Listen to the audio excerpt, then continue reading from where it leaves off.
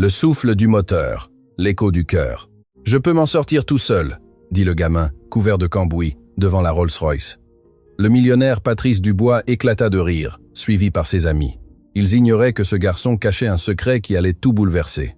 La Rolls-Royce Phantom noire s'immobilisa au milieu de l'avenue des Champs, Élysée, dans un bruit métallique affreux qui fit se retourner tous les passants. Une fumée blanche s'échappait du capot de la voiture de luxe, et le conducteur, visiblement nerveux, tentait en vain de la redémarrer. Derrière le véhicule en panne, une file interminable de voitures commençait à se former, leurs klaxons sonnant sans pitié. Patrice Dubois descendit du siège arrière, la fureur se lisant dans chacun de ses mouvements. C'était un homme de 48 ans, les cheveux parfaitement gominés en arrière, portant un costume italien valant plus cher qu'une voiture moyenne, et cette aura de supériorité que possèdent ceux qui n'ont jamais connu le mot non. Ses trois associés descendirent avec lui, tous habillés aussi élégamment, tous aussi agacés. « C'est inadmissible !» hurla Patrice, frappant le toit de la voiture de son poing. « J'ai payé une fortune pour cette épave, et elle tombe en panne au milieu de la ville. » Son chauffeur, un homme plus âgé, nommé Thomas, tentait désespérément d'expliquer. « Monsieur Dubois, je crois que c'est le système de refroidissement. Il nous faudrait un mécanicien spécialisé. »« Je me fiche de ton avis », l'interrompit Patrice avec mépris. « Appelle l'agence tout de suite et dis-leur que je vais les poursuivre en justice. » La scène attirait de plus en plus de regards. Employés sortant du travail, vendeurs ambulants, étudiants, tous s'arrêtaient pour observer le spectacle du millionnaire furieux aux côtés de sa voiture de luxe en panne. Certains sortaient leur téléphone pour filmer. « Patrice, calme-toi », dit Léonard Vargas, l'un de ses associés. « On va appeler une dépanneuse et prendre un taxi. Nous avons une réunion importante dans 1 heure. »« Un taxi ? Moi, Patrice Dubois, dans un taxi ?» répondit-il avec indignation. « Je préférerais marcher pieds nus sur du verre brisé. » Ce fut à ce moment-là qu'une voix, petite mais claire, brisa la tension. « Je peux vous aider, monsieur. » Tous se tournèrent vers la voix. C'était un garçon d'environ 12 ans, mince, aux cheveux noirs en bataille et au visage maculé de graisse. Il portait un pantalon en jean usé, un t-shirt jadis blanc, maintenant couvert de taches d'huile, et des baskets trouées qui semblaient avoir plus de trous que de tissu. Dans ses mains, il tenait une boîte à outils rouillée qui paraissait presque aussi vieille que lui. « Pardon ?» Patrice le regarda comme s'il venait de voir l'impossible. « Qu'as-tu dit ?»« Que je peux vous aider avec votre voiture, monsieur ?» répéta le garçon, s'approchant un peu plus. « Je sais ce qui lui arrive, je peux la réparer. » Le rire qui éclata fut assourdissant. Patrice et ses trois associés se penchèrent, pliés de rire, désignant le garçon comme s'il était la meilleure blague qu'ils aient entendue depuis des années. Les curieux qui observaient commencèrent aussi à rire, contagieux par la situation absurde. « Vous avez entendu ça, Patrice ?» cria ce dernier entre deux éclats de rire. « Le gamin crasseux dit qu'il peut réparer ma Rolls-Royce, une voiture que même les mécaniciens de l'agence ne comprennent pas entièrement. Verleiningsa, Verleiningsa, Verleiningsa, Verleiningsa. Il pense peu, être que c'est comme réparer un vélo, ajouta Fernand Dominguez, un autre associé, provoquant plus de rire. Le garçon ne faiblit pas, maintenant son regard ferme sur Patrice, avec une détermination qui ne correspondait ni à son âge, ni à son apparence. « Je sais ce que je fais, monsieur. Mon père m'a appris. »« Ton père ?» Patrice s'approcha du garçon avec un sourire moqueur. « Et qui est ton père ?»« Le meilleur mécano de la décharge. » Encore plus de rire. Le cercle de curieux s'était agrandi, et tous semblaient apprécier le spectacle. Certains filmaient avec leur téléphone, murmurant des commentaires sur le pauvre garçon et l'homme arrogant. « Mon père était le meilleur mécanicien de la ville, » répondit le garçon, et pour la première fois, sa voix trembla légèrement. « Il était Patrice, » reprit-il, le temps passé soulignant la cruauté du sourire de Patrice. Il ne leste plus, il en avait marre de réparer de vieilles voitures. Le garçon serra les lèvres, et quiconque prêtait attention pouvait voir les larmes qui commençaient à se former dans ses yeux. « Mon père est mort il y a 3 mois, il a eu un accident à l'atelier. » Le silence qui suivit fut lourd et inconfortable. Certains curieux arrêtèrent de rire, échangeant des regards embarrassés, mais Patrice ne parut nullement affecté. « Quelle tragédie !» dit-il sans la moindre once d'empathie. « Mais ça ne fait pas de toi un mécanicien, gamin. Maintenant, va-t'en avant que j'appelle la police pour harcèlement. »« S'il vous plaît, monsieur. » Le garçon insista, faisant un pas en avant. « Laissez-moi juste regarder le moteur. Si je ne peux pas le réparer, je pars. Mais si je peux, vous pourrez arriver à votre réunion. » « Tu as entendu, monsieur Dubois, Thomas.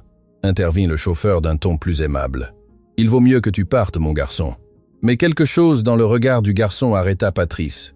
Peut-être était-ce la détermination absolue, ou peut-être aimait-il simplement prolonger l'humiliation publique. Il croisa les bras et sourit. « Tu sais quoi? Je vais te donner une chance, » dit-il d'une voix qui indiquait clairement que ce n'était qu'un pur divertissement pour lui. « Si tu arrives à réparer ma voiture, je te donne 1000 €. Le garçon sembla s'illuminer une seconde, mais Patrice n'avait pas fini. Il continua d'élever la voix pour que tous entendent. « Et quand tu n'y arriveras pas, parce qu'évidemment tu n'y arriveras pas, tu iras d'ici en rampant, comme l'insecte que tu es. Marché conclu? Patrice, c'est excessif. » Valentina, sa secrétaire, qui était restée silencieuse tout ce temps, finit par parler. C'était une femme de 30 ans, toujours professionnelle, mais même elle semblait mal à l'aise face à la cruauté de son patron. « Tais-toi, Valentina, personne n'a demandé ton avis. » Patrice la réduisit au silence d'un geste de la main, puis regarda le garçon. « Alors, tu acceptes ou pas ?» Le garçon déglutit, regarda sa boîte à outils, puis la voiture, et enfin retourna vers Patrice. « J'accepte. »« Parfait. » Patrice applaudit sarcastiquement. « Mesdames et messieurs, préparez-vous à assister au spectacle le plus pathétique de la journée. Le mendiant va essayer de réparer une Rolls-Royce. » Le garçon s'approcha de la voiture et demanda la permission d'ouvrir le capot d'un geste. Thomas regarda Patrice, qui hocha la tête, amusé. Quand le capot fut soulevé, un nuage de vapeur s'échappa, faisant reculer le garçon d'un pas. « Déjà renoncé ?» demanda Patrice en riant. « Je ne te blâme pas. C'est du travail pour des professionnels, pas pour des enfants qui jouent avec des écrous. » Mais le garçon ne répondit pas.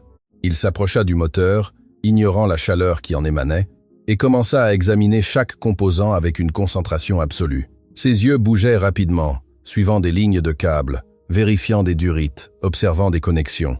Il sortit une petite lampe de sa boîte à outils et l'utilisa pour éclairer les parties les plus profondes du moteur. « Ça va prendre toute la journée », commenta Léonard, regardant sa montre. « On a déjà perdu trop de temps avec ce cirque.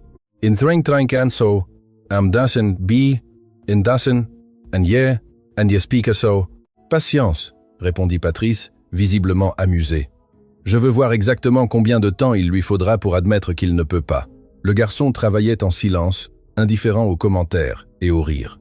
Il vérifia le système de refroidissement, les connexions électriques, l'ordinateur de bord. Ses mains, bien que petites et sales, bougeaient avec une précision surprenante. Après 5 minutes d'inspection, il s'arrêta. « Le problème ?» dit-il d'une voix claire. « Ah oui ?» Patrice s'approcha, les bras croisés. « Éclaire-nous de ta sagesse infinie, petit génie.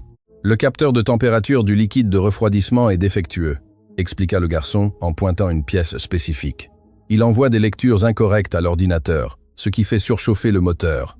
De plus, il y a une petite fuite sur la durite supérieure du radiateur qui cause une perte de pression. » Le silence qui suivit fut différent du précédent.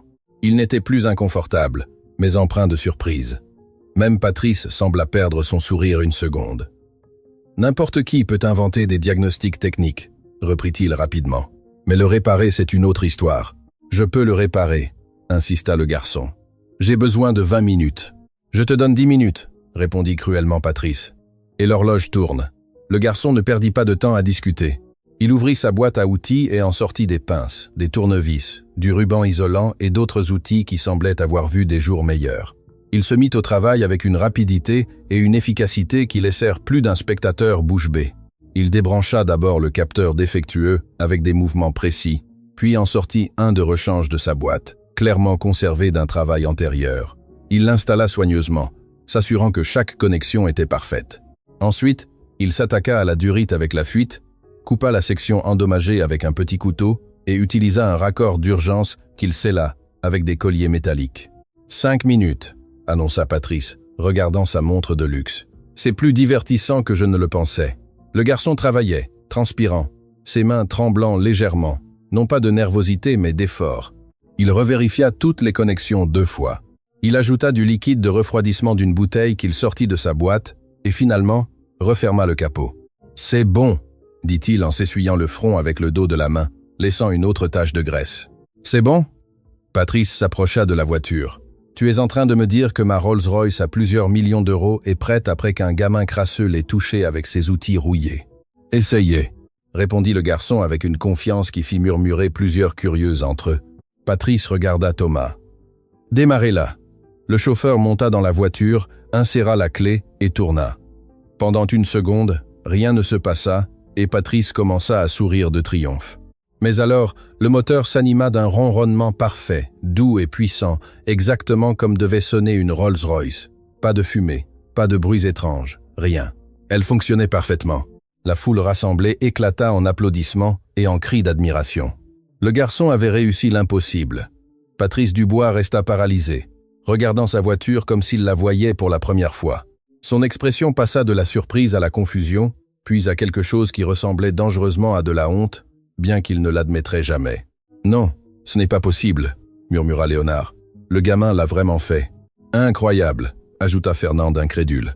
Valentina s'approcha du garçon avec un sourire sincère. « C'était incroyable. Comment as-tu appris tout ça ?»« Mon père », répondit simplement le garçon en regardant ses outils. « Il m'a tout appris. Il disait qu'un vrai mécanicien n'a pas besoin des outils les plus chers, juste besoin de comprendre comment les choses fonctionnent. » Les mots frappèrent Patrice comme un coup de poing invisible. Il regarda le garçon avec une expression impossible à lire, un mélange d'impression, d'irritation et de quelque chose de plus profond qu'il ne voulait reconnaître. « Eh bien, dit-il enfin en sortant son portefeuille. « Marché conclu, marché conclu. » Il en sortit 10 billets de 100 € et les tendit au garçon. Mais alors que ce dernier tendait la main pour les prendre, Patrice les laissa tomber par terre. « Oups !» dit-il avec un sourire cruel. « Je les ai fait tomber. Ramasse-les. »« Minasi, bidi of funds, and problem. » Le garçon regarda les billets par terre, puis Patrice, et finalement se baissa pour les ramasser. Mais alors que ses doigts touchaient le premier billet, Patrice posa son soulier de cuir italien sur sa main. « Attends, dit-il d'une voix froide. Avant que tu ne partes avec ton prix, je veux que tout le monde ici sache quelque chose. » La foule se tut, sentant que quelque chose de mal allait arriver. « Ce gamin a eu de la chance, » annonça Patrice à voix haute. « Pure chance du débutant. N'importe quel vrai mécanicien aurait pu faire la même chose en moitié moins de temps. Il n'y a rien de spécial ici. » Il retira son pied de la main du garçon, qui ramassa rapidement les billets et les fourra dans sa poche. Des larmes silencieuses coulaient sur ses joues sales, laissant des traces nettes sur sa peau. « Merci pour l'argent, monsieur, » dit-il d'une voix brisée. « Ma mère en a besoin pour ses médicaments. » Et sans rien dire de plus, le garçon prit sa boîte à outils et commença à s'éloigner dans la foule. Les curieux s'écartaient pour le laisser passer, beaucoup avec des expressions de pitié et de colère envers Patrice. « Quelle honte !» cria une femme dans la foule. « Le gamin vous a sauvé, et c'est comme ça que vous le traitez. Vous devriez avoir honte. » Un autre homme ajouta. Mais Patrice monta simplement dans sa voiture, ordonna à Thomas de démarrer et s'éloigna, laissant derrière lui une foule indignée et un garçon qui marchait seul avec sa boîte à outils, 1000 € plus riche, mais le cœur brisé. Ce que Patrice Dubois ne savait pas, ce qu'aucun d'eux ne savait, c'est que ce garçon n'était pas juste un mécanicien talentueux. C'était Mathieu Ramirez, fils du légendaire Michel Ramirez, l'homme qui avait révolutionné le monde de la mécanique automobile en Amérique latine avant sa mort tragique. Et ce qui venait de se passer dans cette rue n'était pas la fin d'une histoire d'humiliation, mais le début d'une leçon qui allait changer la vie de Patrice Dubois pour toujours. Car le destin a des façons curieuses de faire se retrouver les gens. Et quand Patrice et Mathieu se rencontreraient à nouveau, les rôles seraient complètement inversés. Mathieu marchait dans les rues sombres du quartier de San Rafael, sa boîte à outils cognant contre sa jambe à chaque pas. Les larmes s'étaient déjà séchées sur son visage, laissant des traces nettes au milieu de la graisse et de la poussière. Il était presque 21h, et les lumières jaunâtres des lampadaires illuminaient à peine les trottoirs défoncés et les commerces fermés. Dans sa poche, les 1000 € semblaient lourds, non pas pour leur valeur, mais pour le prix qu'il avait payé pour les obtenir. Chaque mot cruel de Patrice Dubois résonnait encore dans sa tête, comme un écho qu'il ne pouvait pas faire taire, mais il avait désespérément besoin de cet argent. Il arriva devant un immeuble de 3 étages à la peinture écaillée et aux fenêtres aux barreaux rouillés. Il monta au 2e étage, où une porte en bois malmenée portait un numéro décoloré, 2B. Avant de frapper, il prit une profonde inspiration, s'essuya le visage avec son t-shirt et tenta de sourire. Sa mère ne pouvait pas le voir comme ça. « Mathieu, c'est toi, mon fils ?» La voix faible de Guadalupe parvint de l'intérieur. « Oui, maman, je suis là. » répondit-il en poussant la porte qu'il ne fermait jamais à clé, car la serrure était cassée depuis des années. L'appartement était petit, à peine 30 carrés, mètres divisés en un salon qui servait aussi de cuisine, une minuscule salle de bain et une chambre où dormaient les deux. Les murs portaient des taches d'humidité et le plafond montrait des réparations là où il y avait eu des fuites. Mais tout était propre, ordonné, avec cette touche de dignité que Guadalupe s'efforçait de maintenir. Malgré tout, Guadalupe était assise sur l'unique canapé de l'endroit, sauvée de la rue des années auparavant. Elle avait 42 ans, mais en paraissait 50. Ses cheveux noirs commençaient à se remplir de mèches grises prématurées. Sa peau pâle trahissait la fatigue d'une âme qui luttait depuis des années, et ses mains tremblaient légèrement, symptôme de la maladie qui la consumait peu à peu. « Mon enfant, tu es en retard », dit-elle avec inquiétude, tentant de se lever, mais échouant. Elle était inquiète. « As-tu trouvé un travail ?» Mathieu laissa sa boîte à outils par terre et sortit les 1000 € de sa poche avec un sourire qui n'atteignait pas ses yeux. « J'ai trouvé mieux, maman. J'ai réparé une voiture très chère. Regarde. » Les yeux de Guadalupe s'emplirent de larmes en voyant les billets. « Mathieu, mon enfant, où as-tu trouvé autant d'argent ? Je te l'ai dit. J'ai réparé une Rolls-Royce. Le propriétaire m'a bien payé, » mentit-il à moitié, omettant la partie de l'humiliation et des rires. Guadalupe prit son visage entre ses mains tremblantes, le regardant avec ses yeux noisettes qui gardaient encore la chaleur des jours meilleurs. « Tu es pareil que ton père. Michel serait si fier de toi. » Le nom de son père fut comme un poignard dans la poitrine de Mathieu. Michel Ramirez avait été plus qu'un mécanicien. C'était un magicien des moteurs, un homme qui pouvait diagnostiquer n'importe quel problème juste en écoutant le son d'une voiture. Mais c'était aussi le meilleur père du monde, celui qui lui avait appris que la mécanique n'était pas juste tourner des écrous, mais comprendre l'âme des machines. « Maman, il faut qu'on aille acheter tes médicaments demain matin. » Mathieu changea de sujet. Il ne supportait pas de parler de son père sans s'effondrer. « Mon enfant, avec cet argent, nous pourrons aussi acheter à manger. Tu n'as pas bien mangé depuis des jours ? D'abord tes médicaments, maman. Je vais bien. » Guadalupe le serra dans ses bras et Mathieu sentit sa mère trembler. La maladie qui l'attaquait était une condition neurologique dégénérative qui nécessitait des médicaments coûteux, des médicaments que le système de santé publique ne couvrait pas entièrement. Chaque mois était une bataille pour réunir suffisamment d'argent. « Tu sais quel jour c'est demain ?» demanda Guadalupe à voix basse. Mathieu le savait parfaitement. 3 mois depuis que papa n'avait pas pu finir sa phrase. Guadalupe non plus. Ils s'embrassèrent simplement en silence, partageant une douleur que les mots ne pouvaient exprimer. Michel Ramirez était mort dans un accident à l'atelier où il travaillait. Une plateforme hydraulique avait cédé alors qu'il vérifiait le dessous d'un camion, l'écrasant en quelques secondes. Quand l'ambulance arriva, il était trop tard. Le propriétaire de l'atelier, un homme sans scrupules nommé Héctor Fuentes, ne paya même pas l'indemnisation correspondante, arguant que Michel avait été négligent. « Ton père disait toujours qu'un jour tu serais un meilleur mécanicien que lui », murmura Guadalupe. « Il disait que tu avais un don spécial, que tu voyais des choses dans les moteurs que les autres ne pouvaient pas voir. Je ne suis pas meilleur que lui, maman. Je ne suis même pas la moitié aussi bon, mais tu as son talent et son cœur. » Cette nuit-là, Mathieu eut du mal à dormir. Il resta sur le canapé, regardant le plafond, pensant à son père, à Patrice Dubois, à la façon dont il l'avait traité. Mais il pensait aussi à autre chose, quelque chose que son père lui avait raconté quelques semaines avant de mourir. « Mathieu », avait dit Michel à son fils, alors qu'ils travaillaient ensemble à l'atelier. « Un jour, tu rencontreras des gens qui te traiteront comme si tu ne valais rien. Ils riront de toi, ils te mépriseront, mais souviens-toi de ceci. La vraie valeur d'une personne n'est pas dans combien d'argent elle a ou comment elle s'habille élégamment, elle est dans ce qu'elle peut créer avec ses mains et dans la façon dont elle traite les autres. » À ce moment-là, Mathieu n'avait pas complètement compris ces mots. Maintenant, après ce qui s'était passé avec Patrice, il les comprenait parfaitement. Le lendemain matin, Mathieu se réveilla au son de sa mère toussant dans la chambre. Il se leva rapidement, effrayé, mais quand il entra, Guadalupe lui sourit faiblement. « Je vais bien, mon enfant. Juste l'air froid du matin. Je vais préparer le petit déjeuner et ensuite nous irons chercher tes médicaments. » Avec les 1000 €, il acheta les médicaments dont Guadalupe avait besoin pour le mois, ne lui laissant qu'à peine 200 € pour la nourriture. Mais c'était suffisant s'il faisait attention, s'il mangeait le minimum, s'il faisait durer chaque euro. « Mathieu, » dit Guadalupe alors qu'il rentrait à la maison, « j'ai besoin que tu me promettes quelque chose. N'importe quoi, maman, ne laisse pas les gens éteindre ta lumière. Je sais qu'ils t'ont maltraité hier. J'ai vu les marques de larmes sur ton visage quand tu es arrivé, mais ne laisse pas ça te changer. » Mathieu ne demanda pas comment elle le savait. « Les mères savent toujours. Je ne changerai pas, maman, je te le promets. » Mais le destin avait d'autres plans pour Mathieu Ramirez, des plans qui commenceraient à se révéler ce jour même. Quand ils retournèrent à l'appartement, ils trouvèrent une femme qui les attendait devant leur porte.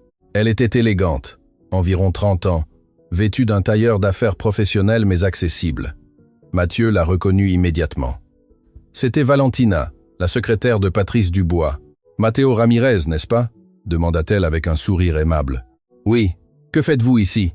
répondit Mathieu avec méfiance, se positionnant protecteur devant sa mère. « Calmez-vous.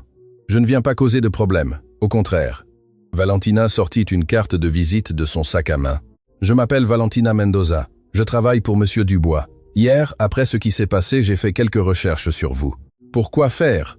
intervint Guadalupe avec cet instinct maternel de protection. « Parce que ce que votre fils a fait hier était extraordinaire, madame. Et parce que j'ai eu honte de la façon dont nous l'avons traité. » Valentina parlait avec une sincérité authentique. « J'ai découvert que Mathieu est le fils de Michel Ramirez. » Le nom tomba comme une bombe. Guadalupe se raidit et Mathieu sentit son cœur s'accélérer. « Vous connaissiez mon mari ?» demanda Guadalupe avec prudence. « Pas personnellement, mais tout le monde dans l'industrie automobile connaît son nom, » expliqua Valentina. Michel Ramirez était une légende. Il a révolutionné les techniques de diagnostic, créé des méthodes de réparation qui s'enseignent maintenant dans les écoles techniques. Sa mort fut une énorme perte pour toute la communauté. Mathieu ne savait pas ça. Il savait que son père était bon, très bon, mais il n'avait jamais su qu'il était reconnu au-delà du quartier. « Pourquoi êtes-vous ici ?» demanda Mathieu directement. Valentina prit une profonde inspiration. « Parce que Monsieur Dubois a besoin d'un mécanicien personnel. Sa voiture continue d'avoir des problèmes intermittents et l'agence n'a pas réussi à les résoudre. Je veux vous offrir le poste. Ça inimo stand chance. Now, one chen. In place. Vous m'offrez de travailler pour l'homme qui m'a humilié hier. » Mathieu n'en croyait pas ses oreilles. « Je sais que cela semble absurde, » admit Valentina. « Mais le salaire serait de 10 000 € par mois, plus les frais de transport et d'outillage. Cela inclut également une assurance maladie familiale. » Guadalupe étouffa un cri. 10 000 € par mois, c'était plus d'argent qu'il n'en avait vu réuni depuis des années. Et l'assurance maladie, cela signifiait qu'elle pourrait recevoir un traitement adéquat. « Non, maman, » dit immédiatement Mathieu, lisant les pensées de sa mère. « Je ne travaillerai pas pour cet homme. Je préfère continuer à chercher du travail dans la rue. Mathieu, pense à ta mère. » Valentina pressa doucement. Avec ce salaire et cette assurance médicale, elle pourrait avoir le traitement dont elle a besoin. Tu pourrais arrêter de t'inquiéter de la façon de payer ses médicaments chaque mois. Mon enfant, prit Guadalupe la main de Mathieu. Peut-être devrais-tu y réfléchir. Maman, cet homme m'a marché sur la main. Il m'a fait ramasser l'argent par terre comme si j'étais de la merde. Les émotions de Mathieu explosèrent enfin. Comment peux-tu me demander de travailler pour quelqu'un comme ça? Parce que je t'aime, Mathieu. Et parce que je ne veux pas que tu sacrifies ton avenir pour ma fierté. Les paroles de Guadalupe brisèrent toutes les défenses de Mathieu. Il s'effondra, serrant sa mère dans ses bras, pleurant des larmes qu'il retenait depuis la veille. Valentina attendit patiemment, leur laissant l'espace pour ce moment privé. Après quelques minutes, elle reprit la parole. « Mathieu, je sais que Monsieur Dubois s'est comporté terriblement hier. Je ne peux pas le défendre ni le justifier. Mais je sais aussi que tu as un talent extraordinaire. Et ce talent ne devrait pas être gâché par orgueil ou par colère. »« Ce n'est pas juste de l'orgueil, » répondit Mathieu en s'essuyant les larmes. « C'est de la dignité. Tu as raison. Et je te propose quelque chose. » Valentina se pencha pour être à la hauteur des yeux de Mathieu. « Donne-lui une chance pendant 1 mois. Si d'ici là, Monsieur Dubois n'améliore pas son comportement envers toi, tu démissionnes, et je t'aiderai personnellement à trouver un autre emploi. Mais donne à ta mère la chance de recevoir le traitement dont elle a besoin. » Mathieu regarda sa mère. Il vit l'espoir dans ses yeux. Il vit le tremblement dans ses mains qui s'aggravaient chaque jour, et il sut qu'il n'avait pas vraiment le choix. « D'accord, » dit-il finalement d'une voix fatiguée. « J'accepte, mais avec une condition. » « Quelle condition ? Si Monsieur Dubois m'humilie encore une fois, je pars le jour même. Peu importe l'argent, peu importe l'assurance, je pars. » « Cela me semble juste. » Valentina sourit. « Tu commences lundi. Je t'attends à 8 heures du matin au siège social du groupe Dubois. L'adresse est sur la carte. » Quand Valentina partit, Guadalupe serra Mathieu dans ses bras avec toutes ses forces. « Merci, mon enfant. Je sais que c'est difficile pour toi. Je ferai n'importe quoi pour toi, maman. N'importe quoi. » Cette nuit-là, alors que Mathieu rangeait ses quelques affaires pour son nouveau travail, il trouva au fond de sa boîte à outils quelque chose qu'il n'avait pas vu depuis des mois. C'était une vieille photo pliée au coin, de lui et de son père à l'atelier. Tous deux étaient sales de graisse, souriant à l'appareil, les bras sur les épaules de l'autre. Au dos de la photo, dans l'écriture de son père, il était écrit « Mathieu, un jour tu seras le meilleur, pas pour tes mains, mais pour ton cœur. Je t'aime, papa. » Mathieu serra la photo contre sa poitrine et pleura. Il ne savait pas ce qu'il attendait au groupe du bois. Il ne savait pas s'il pourrait supporter de travailler pour Patrice après tout cela. Mais il savait une chose avec certitude. Il allait rendre son père fier. Le dimanche se passa dans un mélange de nervosité et de préparation. Mathieu nettoya ses outils jusqu'à ce qu'ils brillent autant que possible. Il lava ses seuls vêtements corrects et étudia le manuel de mécanique automobile avancé que son père lui avait laissé. Guadalupe prépara le meilleur dîner qu'il pouvait se permettre, des tacos de haricots avec du fromage, et ils trinquèrent avec de l'eau d'hibiscus pour les nouveaux départs et les temps meilleurs. « Papa serait fier de toi », dit Guadalupe avant de se coucher. « Pas pour le travail, mais parce que tu choisis l'amour sur l'orgueil. » Le lundi arriva bien trop vite. Mathieu se leva à 5 heures du matin. Il se baigna à l'eau froide, qui était tout ce qu'ils avaient, s'habilla de ses vêtements propres et prépara sa boîte à outils. Guadalupe insista pour lui donner de l'argent pour le bus, même s'il protestait. « C'est ton premier jour dans un vrai travail, mon enfant. Arrive en transport digne. » Le trajet jusqu'au centre-ville dura plus d'1 heure. Mathieu regardait par la fenêtre du bus tandis que le quartier de San Rafael se transformait progressivement en zone plus prospère, avec des immeubles plus hauts, des rues plus propres, des voitures plus chères. Le groupe du bois occupait un immeuble de 20 étages en verre et en acier, dans le quartier le plus exclusif. Mathieu se sentit complètement déplacé en entrant dans le lobby étincelant avec sa vieille boîte à outils et ses vêtements qui, bien que propres, n'appartenaient clairement pas à ce monde. « Puis-je vous aider ?» La réceptionniste le regarda avec un mélange de curiosité et de dédain à peine dissimulé. « Je viens voir mademoiselle Valentina Mendoza. Je suis Matteo Ramirez. » La réceptionniste consulta son ordinateur et son expression changea légèrement. « Ah oui, elle vous attend. 15e étage. Bureau 1502. » L'ascenseur était si élégant que Mathieu eut peur de toucher quoi que ce soit avec ses mains. Quand il arriva au 15e étage, Valentina l'attendait à la réception avec un sourire sincère. « Mathieu, quel plaisir de te voir. Viens, je vais te montrer ton espace de travail. » Elle le guida à travers des couloirs remplis de bureaux aux portes vitrées, où des cadres impeccablement vêtus travaillaient sur des ordinateurs de dernière génération. Finalement, ils arrivèrent à un ascenseur de service qui descendait au parking souterrain. « Ton atelier est ici, en bas », expliqua Valentina. « Monsieur Dubois a une collection de voitures de luxe qui nécessite un entretien constant. Tu en seras responsable. » Quand les portes s'ouvrirent, Mathieu ne put s'empêcher de laisser tomber sa mâchoire. Le parking privé était plus grand que tout son immeuble d'appartements. Il y avait au moins 20 voitures de luxe.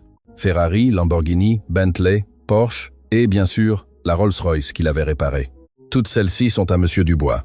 Oui, c'est un collectionneur obsessionnel.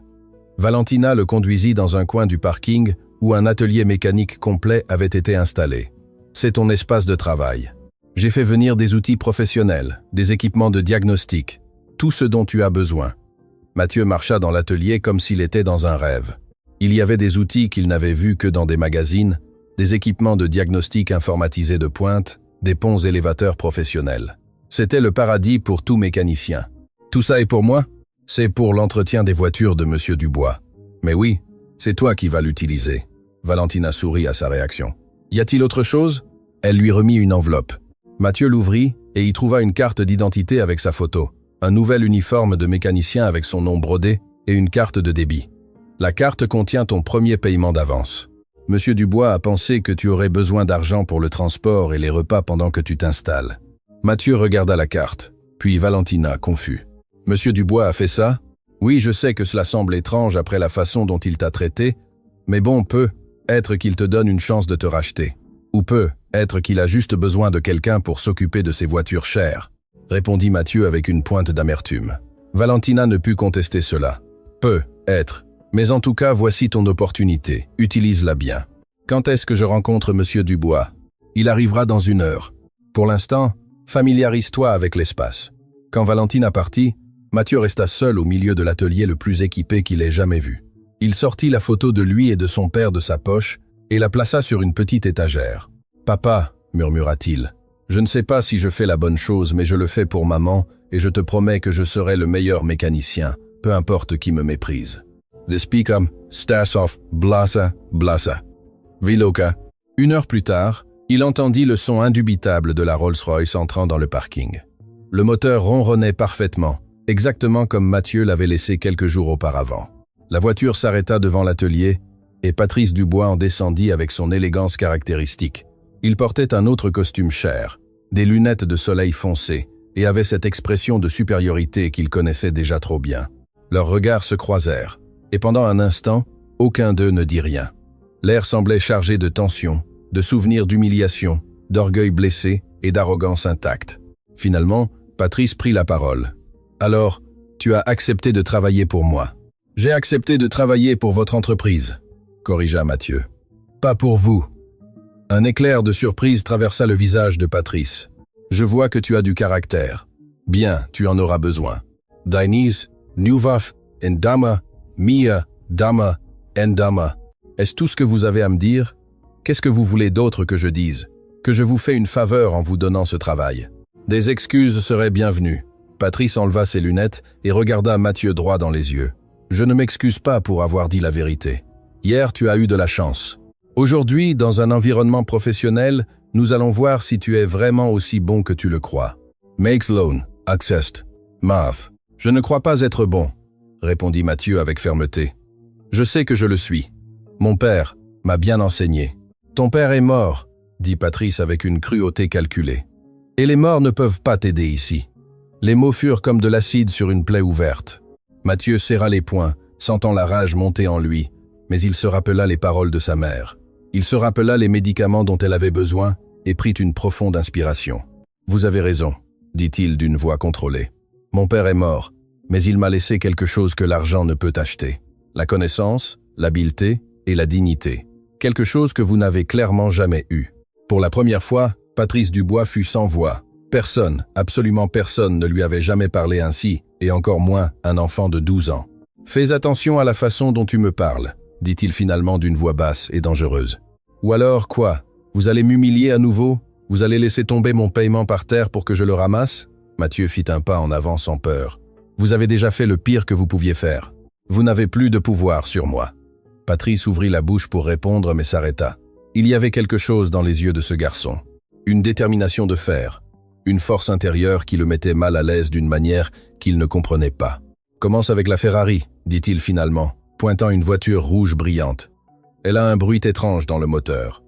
Diagnostique-la et donne-moi un rapport avant midi. » Sans rien ajouter d'autre, Patrice se dirigea vers l'ascenseur, mais avant d'entrer, il se retourna une dernière fois. « Matteo Ramirez, » dit-il, et c'était la première fois qu'il utilisait son nom complet. « Je ne t'ai pas embauché par pitié. Je t'ai embauché parce que, même si cela me coûte à admettre, tu as du talent. Mais le talent sans discipline ne vaut rien. Ici, tu n'es pas le fils du légendaire Michel Ramirez. Tu n'es qu'un employé de plus. Et comme tout employé, si tu ne remplis pas tes fonctions, tu pars. Compris? Monsieur Dubois? Répondit Mathieu. Puis-je dire quelque chose? Quoi? Merci pour l'opportunité. Même si vous me l'avez donnée pour les mauvaises raisons, je vais en profiter.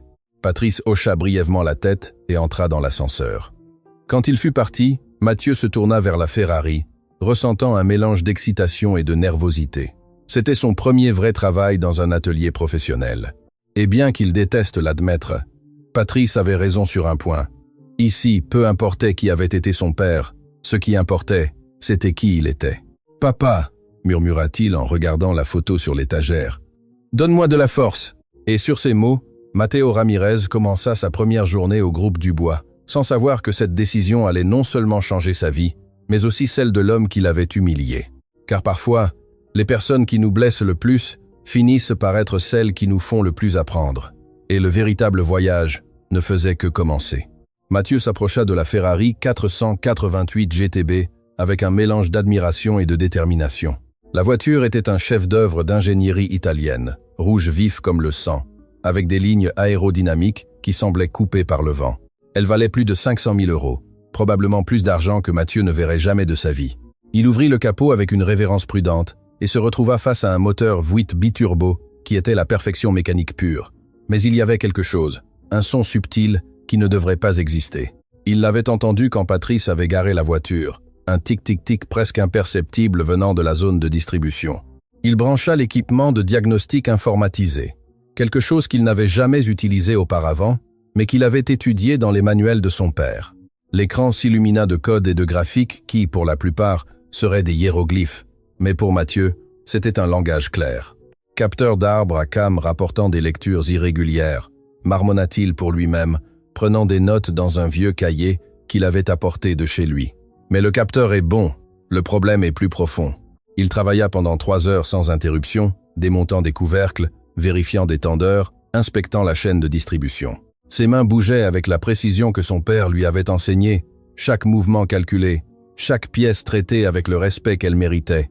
Ce fut alors qu'il trouva, l'un des tendeurs de la chaîne de distribution commençait à faillir. Ce n'était pas visible à l'œil nu. Cela n'apparaissait pas dans les diagnostics informatisés, mais c'était là. Dans quelques mois de plus, ce tendeur se casserait complètement, et le moteur à 5 millions d'euros serait détruit. « Papa, je l'ai trouvé », murmura-t-il avec un sourire, s'essuyant la sueur du front. « Comme tu me l'as appris, écoutez au-delà du bruit. » Il était en train de tout documenter dans son rapport quand il entendit des voix approcher. Ce n'était pas seulement Patrice, c'étaient plusieurs hommes parlant sur des tons de réunion d'affaires importantes. « Et c'est pourquoi nous devons conclure l'accord cette semaine », disait une voix que Mathieu ne reconnaissait pas. Patrice apparut dans l'atelier, accompagné de 4 hommes en costume chair. Mathieu reconnut Léonard et Fernand de ce jour dans la rue, mais les 2 autres étaient inconnus. L'un était japonais, l'autre européen d'après son accent. « Mathieu. » Patrice l'appela d'un ton professionnel mais froid. « As-tu terminé le diagnostic ?»« Oui, monsieur. » Mathieu s'essuya les mains avec un chiffon et saisit son rapport. « La Ferrari a un tendeur de chaîne de distribution qui est défectueux. Il n'est pas visible dans les diagnostics standards, mais... Combien va coûter la réparation ?» Patrice l'interrompit, visiblement plus intéressé à impressionner ses invités qu'à écouter des explications techniques. « Il faut commander la pièce avec l'installation, environ 40 000 euros. » 40 000 euros. L'un des hommes, celui à l'accent européen, siffla, impressionné. « Ces voitures de luxe sont des jouets chers, Patrice, mais elles valent chaque centime. Skei mali, dikaraz wali, nbikaraz, nbikaraz. » « Patrice, » répondit-il avec fierté. Puis il regarda Mathieu avec une expression qui disait clairement « Va, commande la pièce, tu peux te retirer. »« Attends. » L'homme japonais, qui observait Mathieu avec curiosité, prit la parole. « Ce gamin est ton mécanicien. Il a l'air très jeune. »« Il est temporaire, » répondit Patrice avec un dédain à peine caché. « Jusqu'à ce que je trouve un vrai professionnel. » Les mots furent une gifle verbale, mais Mathieu était désormais habitué. Il commença à ramasser ses outils quand l'homme japonais s'approcha de lui. « Comment t'appelles-tu » demanda-t-il en espagnol, avec un accent marqué mais poli. « Matteo Ramirez, monsieur. » L'homme resta immobile une seconde. « Ramirez, ton père était Michel Ramirez. » L'atelier entier se tut. Mathieu hocha lentement la tête, surpris que cet étranger connaisse son père. « Tu as connu mon père. »« Le connaître ? Michel Ramirez a sauvé mon entreprise. » L'homme parla avec un enthousiasme sincère. « Il y a 10 ans, ma société importait des voitures japonaises au Mexique. Nous avons eu un problème massif avec 100 voitures qui tombaient en panne. Personne ne pouvait diagnostiquer le problème. Michel l'a résolu en 2 jours. 2 jours. Ce que des ingénieurs japonais n'avaient pas pu faire en des mois. » Patrice avait l'air mal à l'aise, comme si le sol se dérobait sous ses pieds. « Monsieur Takahashi, je ne savais pas que vous connaissiez le père du garçon.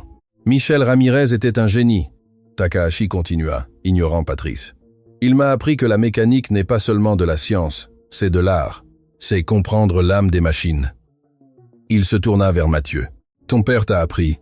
Tout ce que je sais vient de lui, » répondit Mathieu, sentant le nœud dans sa gorge qui apparaissait toujours quand il parlait de son père. « Alors tu es plus précieux que ce que Patrice croit, » dit Takahashi en regardant significativement son hôte. « Un mécanicien formé par Michel Ramirez n'est pas temporaire, c'est un trésor. » La tension dans l'air était palpable.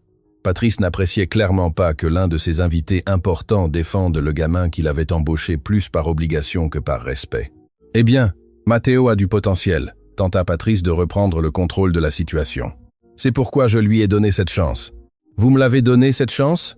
parla Mathieu sans réfléchir, les mots sortant avant qu'il ne puisse les arrêter. « Vous m'avez humilié en pleine rue. Vous m'avez fait ramasser l'argent par terre et vous m'avez marché sur la main. Vous ne m'avez donné aucune chance. Je me suis senti obligé de la prendre parce que ma mère a besoin de médicaments. » Le silence qui suivit fut absolu. Les invités regardaient entre Patrice et Mathieu avec des expressions allant de la surprise à l'inconfort. Léonard et Fernand regardaient ailleurs, se souvenant clairement de ce jour. « Matteo, dit Patrice d'une voix dangereusement basse. Tu es viré. Prends tes affaires et va-t'en. Patrice, Takahashi intervint fermement. De quoi parles-tu? Ce garçon n'a fait que dire la vérité. La vérité, ajouta l'homme européen d'un ton critique. Tu as maltraité un enfant. Cela en dit long sur ton caractère, Dubois. Patrice rougit de fureur. Il n'était pas habitué à être remis en question, encore moins devant des associés commerciaux internationaux. C'est une affaire privée, dit-il entre ses dents serrées. C'est une affaire de principe, Takahashi, répondit l'invité. Michel Ramirez m'a aidé quand personne d'autre ne le pouvait. Il a sauvé mon entreprise, et pour cela, j'ai une dette envers son fils. Il se tourna vers Mathieu. Garçon, combien te paye Dubois? 10 000 euros par mois, monsieur. Je t'offre 30 000 euros mensuels pour travailler dans mon entreprise, plus des avantages complets pour toi et ta famille. Tu commences quand tu veux. L'offre tomba comme une bombe nucléaire. 30 000 euros par mois, c'était une fortune pour Mathieu. Il pourrait offrir à sa mère le meilleur traitement. Il pourrait déménager dans un endroit meilleur. Il pourrait vivre dans la dignité. Mais avant qu'il ne puisse répondre, Valentina apparut en courant depuis l'ascenseur, le visage pâle et effrayé. « Monsieur Dubois, il y a une urgence. Votre sœur Adriana a eu un grave accident de voiture. » Le monde de Patrice s'arrêta. Adriana, sa sœur cadette, la seule famille qui lui importait vraiment. « Quel hôpital ?»« Hôpital Sainte-Marie. Ils disent que c'est critique. » Patrice courut vers sa Rolls-Royce, mais lorsqu'il tourna la clé, le moteur ne démarra pas. Il essaya encore. Rien. Une troisième fois, la voiture était complètement morte. « Non, non, non !» criait-il en frappant le volant. « Non, pas maintenant !» Thomas, le chauffeur, essaya d'aider, mais n'avait aucune idée de quoi faire. Léonard proposa sa voiture, mais elle était à l'atelier de service. Fernande était venue en taxi. Les minutes passaient comme des heures, et Patrice se désagrégeait. « Laissez-moi voir. » Mathieu parla, s'approchant de la Rolls-Royce. « Je n'ai pas le temps pour tes jeux » hurla Patrice, les larmes de désespoir commençant à se former. « Alors laissez-moi vous aider » dit Mathieu fermement. « Ou votre fierté est plus importante que votre sœur ?» Les mots frappèrent Patrice comme un coup de poing. Il regarda Mathieu, vit la détermination dans ses yeux, et pour la première fois de sa vie, Patrice Dubois dut ravaler son arrogance. « S'il vous plaît, murmura-t-il. S'il vous plaît, aidez-moi. » Mathieu ouvrit le capot et commença à travailler plus vite qu'il ne l'avait jamais fait. Ses mains volaient sur le moteur, vérifiant les connexions, examinant les systèmes. Il trouva le problème en moins de 2 minutes. Un fusible critique du système d'allumage avait cédé. « J'ai besoin d'un fusible de 30 ampères, dit-il. « Je n'en ai pas, répondit Thomas désespérément. « J'en ai un. » Mathieu courut à sa boîte à outils, sortit le fusible exact et l'installa dans la Rolls-Royce. « Essayez maintenant. » Patrice tourna la clé et le moteur rugit à la vie. « Elle fonctionne !» cria-t-il, presque incrédule. Il regarda Mathieu avec une expression entièrement nouvelle, une gratitude sincère mêlée à une profonde honte. « Allez à l'hôpital !» dit simplement Mathieu. « Votre sœur a besoin de vous. »« Merci !» murmura Patrice. Et dans ce mot, il y avait plus d'émotion que dans tout ce qu'il avait dit auparavant. « Merci, Mathieu. » La Rolls-Royce fila hors du parking, laissant tout le monde dans un silence stupéfait. Takahashi s'approcha de Mathieu et posa une main sur son épaule. « Tu viens de sauver plus qu'une voiture, gamin. Tu as sauvé la chance d'un homme de voir sa sœur. Cela n'a pas de prix. »« J'ai juste fait ce qui était juste, » répondit Matteo, se sentant étrangement vide. « C'est précisément pourquoi mon offre tient toujours. 30 000 euros mensuels. Pensez-y. Ivanawe, Yukanturasha, Ambis, Amkala, Amdon. » Quand les invités partirent, Mathieu resta seul dans l'atelier. Il regarda la photo de son père sur l'étagère et sentit des larmes couler sur ses joues. « Papa, je ne sais pas si j'ai bien fait. J'ai aidé l'homme qui m'a humilié. Pourquoi je ne ressens pas de satisfaction? Pourquoi je me sens juste triste ?» Valentina revint des heures plus tard avec des nouvelles. « Adriana va bien. Ils sont arrivés à temps. Les médecins disent que si Patrice avait tardé 15 minutes de plus, elle n'acheva pas sa phrase. Elle n'en avait pas besoin. « Monsieur Dubois veut vous voir demain, » ajouta-t-elle. Il a dit que c'était important. Cette nuit-là, Mathieu rentra chez lui, épuisé émotionnellement et physiquement. Guadeloupe l'attendait avec le dîner prêt, ses haricots au riz qui avaient le goût d'un amour inconditionnel. « Comment s'est passée ta première journée ?» demanda-t-elle avec ce sourire qu'elle gardait toujours pour lui. « Compliqué, maman. » Mathieu ne savait pas par où commencer. Très compliqué. Il lui raconta tout. La Ferrari, Monsieur Takahashi, l'offre de 30 000 euros, l'urgence d'Adriana, comment il avait réparé la voiture de Patrice. Guadalupe écouta en silence, les yeux humides. « Tu sais ce qu'aurait fait ton père ?» dit-elle finalement. « Quoi ? Exactement ce que tu as fait. Aider. Parce que les bons mécaniciens ne réparent pas seulement les machines, ils réparent des vies. Ton père le savait, et maintenant, toi aussi. Mais on m'a offert le triple d'argent, maman, 30 000 €. Nous pourrions vivre mieux. » « Oui, » interrompit doucement Guadalupe. « Mais tu vivrais en paix. Patrice Dubois est terrible, arrogant, cruel. Mais aujourd'hui, tu as vu quelque chose en lui, n'est-ce pas? Tu as vu un frère désespéré. Tu as vu de l'humanité. » Mathieu hocha la tête, incapable de le nier. « Laisse-lui une chance de changer, » continua Guadalupe. « Pas pour lui, pour toi, parce que la vengeance pèse lourd, mon enfant, et je ne veux pas que tu portes ce poids. » Le lendemain, Mathieu arriva tôt à l'atelier. Patrice était déjà là, assis sur une chaise, les yeux rouges de ne pas avoir dormi. Il avait l'air complètement différent sans son armure d'arrogance. « Mathieu, » dit-il quand il le vit entrer, « merci d'être venu. »« Dan, comment va votre sœur? »« Stable. Elle va complètement se rétablir. » Patrice se leva lentement. « Les médecins ont dit que s'il était arrivé plus tard, si tu n'avais pas réparé la voiture, il ne put terminer. » Pour la première fois, Mathieu vit des larmes dans les yeux de Patrice Dubois. « Écoute, » dit Patrice, sa voix brisée. « J'ai été terrible avec toi. Je n'ai pas d'excuses. Je t'ai traité comme de la merde quand tu es extraordinaire. Ton père serait fier. 90 knows and the floating to the cerned.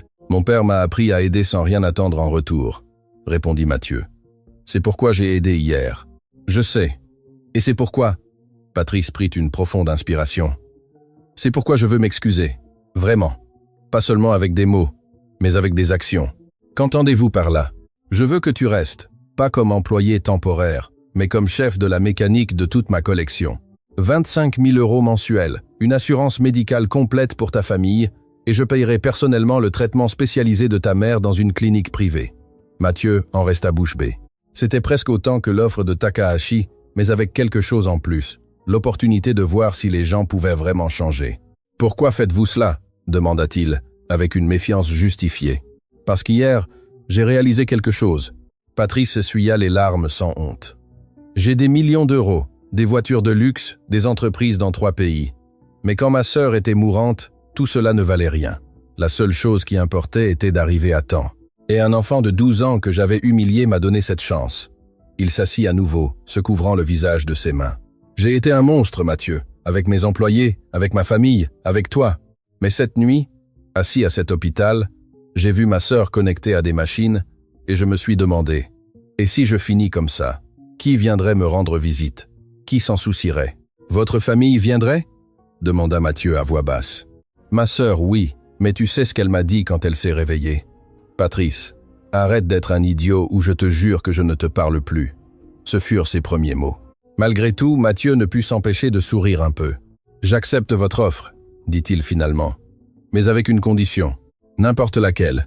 Traitez bien tous vos employés, pas seulement moi, Valentina, Thomas, tout le monde. Car si je vous vois continuer à être cruel envers les autres, je pars. L'argent m'importe peu. Patrice le regarda avec quelque chose qui pouvait être du respect.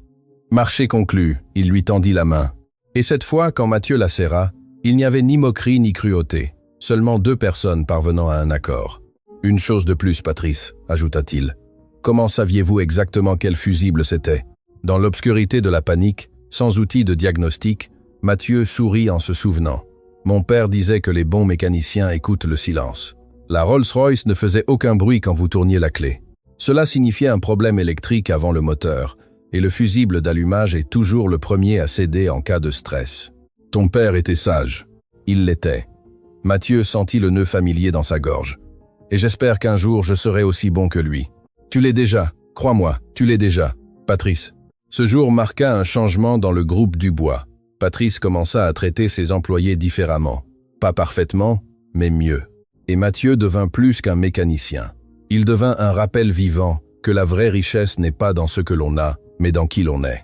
Mais l'histoire était loin d'être terminée, car le passé avait des moyens de revenir et des secrets sur la mort de Michel Ramirez étaient sur le point de sortir à la lumière. Des secrets qui allaient tout changer. 3 semaines s'étaient écoulées depuis ce jour à l'hôpital. Le groupe Dubois avait changé de façon que personne n'aurait imaginé. Patrice saluait les employés par leur nom, s'enquêtait de leur famille, avait même augmenté les salaires. C'était comme si l'accident d'Adriana avait réveillé quelque chose en lui qui avait dormi pendant des années. Mathieu travaillait à l'atelier tous les jours, prenant soin de la collection de voitures avec un dévouement qui impressionnait tout le monde.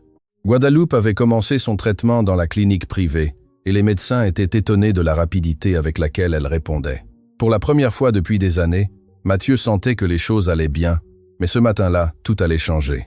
Mathieu était sous une Lamborghini Aventador, vérifiant le système de suspension, quand il entendit des voix approcher. Ce n'était pas la voix de Patrice, mais celle de quelqu'un qui parlait avec une urgence désespérée. « S'il vous plaît, j'ai besoin de parler à quelqu'un.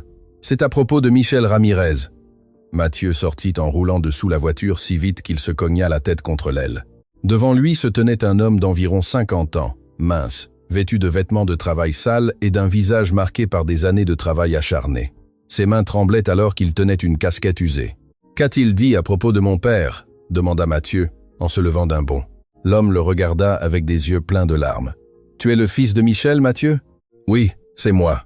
Qui êtes-vous ?»« Je m'appelle Ramon Bustos. J'ai travaillé avec ton père à l'atelier d'Hector Fuentes. L'homme s'effondra pratiquement contre une voiture. Je te cherche depuis 3 mois. Je dois te raconter la vérité sur ce qui s'est passé ce jour-là. » Le monde de Mathieu s'arrêta. Valentina, qui avait accompagné Ramon, appela immédiatement Patrice.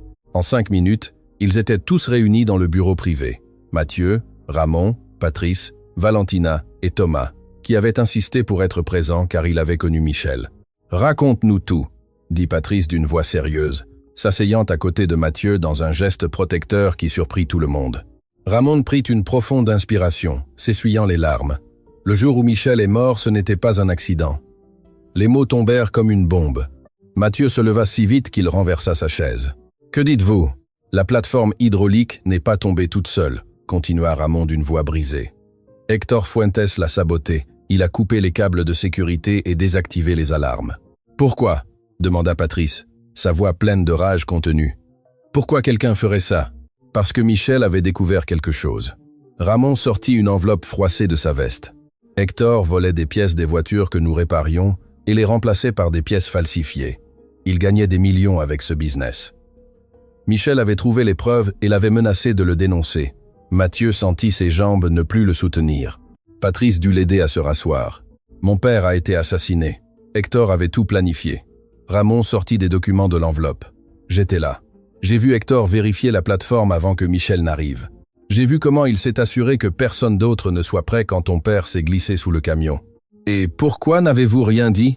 demanda Valentina avec incrédulité. « Parce qu'il a menacé ma famille, » cria Ramon, la douleur et la culpabilité le décomposant. « Il a dit que si je parlais, il arriverait quelque chose à ma femme et à mes enfants. J'ai 3 enfants, mademoiselle. 3 jeunes enfants. Qu'est-ce que je devais faire ?» Le silence dans le bureau était étouffant. Mathieu regardait fixement les documents sans vraiment les voir. Son père n'était pas mort dans un accident. Il avait été assassiné. Assassiné par un homme sans scrupules qui préféra tuer plutôt que de perdre son sale commerce. « Pourquoi venez-vous maintenant ?» demanda Patrice, sa voix inhabituellement douce. « Parce qu'Hector fait la même chose à nouveau », expliqua Ramon. « Il y a un nouveau mécanicien à l'atelier, un jeune garçon comme Mathieu. Il y a 2 semaines, il a découvert la fraude. Hector l'a menacé, mais le garçon n'a pas eu peur. Et maintenant Hector planifie un autre accident. » Mathieu se leva si vite que tout le monde fut surpris. « Il faut l'arrêter. Il faut aller à la police maintenant. »« Ce n'est pas si simple, » dit Ramon avec amertume. « Hector a des contacts à la police. Il leur paie bien pour qu'ils ignorent ses affaires. C'est pourquoi je suis venu ici. Quelqu'un m'a dit que le fils de Michel travaillait pour Patrice Dubois, l'un des hommes les plus puissants de la ville. » Tous regardèrent Patrice, qui était resté silencieux, digérant l'information. Quand il parla, sa voix avait ce ton d'acier qu'il utilisait dans les affaires les plus importantes. « Donnez-moi le nom de l'atelier et l'adresse. »« Atelier mécanique Fuentes, sur l'avenue industrielle, » répondit Ramon. « Mais, monsieur Dubois, Hector est dangereux. Il a des gens violents qui travaillent pour lui. »« J'ai aussi des gens, » dit Patrice en sortant son téléphone et en commençant à passer des appels. « Et j'ai aussi des avocats, des enquêteurs privés et des contacts qui sont bien au-dessus de tout policier corrompu. » Pendant que Patrice parlait au téléphone, Mathieu s'approcha de Ramon avec des larmes coulant sur son visage. « Vous connaissiez mon père. Comment était-il au travail ?» Ramon sourit à travers ses propres larmes. « C'était le meilleur homme que j'ai jamais connu, toujours aidant les autres, toujours enseignant. Quand mon plus jeune fils est tombé malade et que je n'avais pas d'argent pour ses médicaments, Michel m'a donné son propre salaire. Il disait que la famille était plus importante que tout. C'était mon papa, murmura Mathieu, pensant toujours aux autres avant lui-même. Et c'est pourquoi sa mort me tue depuis 3 mois. Ramon se brisa complètement. Chaque nuit, je vois son visage. J'entends le son de cette plateforme qui tombe. Je me déteste de n'avoir rien fait. Ce n'est pas de votre faute, dit Mathieu. Bien que les mots lui coûtent, il protégeait sa famille. Votre père aurait fait la bonne chose, quelles que soient les conséquences, répondit Ramon. C'était un meilleur homme que moi. Media, Veiller, Enfaisi, Kanafa, Pate Veiller. Patrice termina ses appels et se tourna vers le groupe. Prêt. J'ai une équipe d'enquêteurs qui se rendent à l'atelier. Maintenant, ils vont tout documenter. Les pièces falsifiées, les registres altérés, les connexions avec des policiers corrompus. J'ai aussi engagé une sécurité privée pour le jeune mécanicien qui est en danger. Combien cela va-t-il vous coûter tout ça? Demanda Ramon, stupéfait.